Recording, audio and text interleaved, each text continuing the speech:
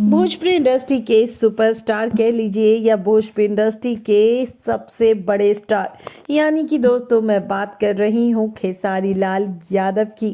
खेसारी लाल यादव अपने फिल्में और गाने को लेकर अक्सर चर्चाओं में तो बन ही रहते हैं और एक बार फिर उन्होंने दिल टूटे आशिकों के लिए एक खास सॉन्ग बहुत जल्द ही लेकर आने वाले हैं, जिसकी जानकारी उन्होंने खुद अपने सोशल मीडिया हैंडल यानी कि फेसबुक के ज़रिए दिया है।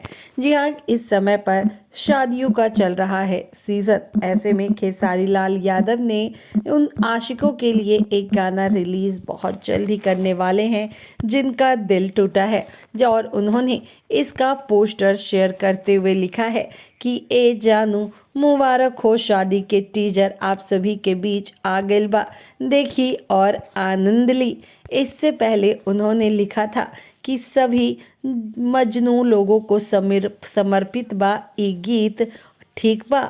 ऐसे जानू मुबारक हो शादी का जो टीजर है वो लोगों को इतना ज़्यादा पसंद आ रहा है कि महज कुछ ही घंटों में लाखों के व्यूज़ को पार कर दिया है इसके टीज़र ने।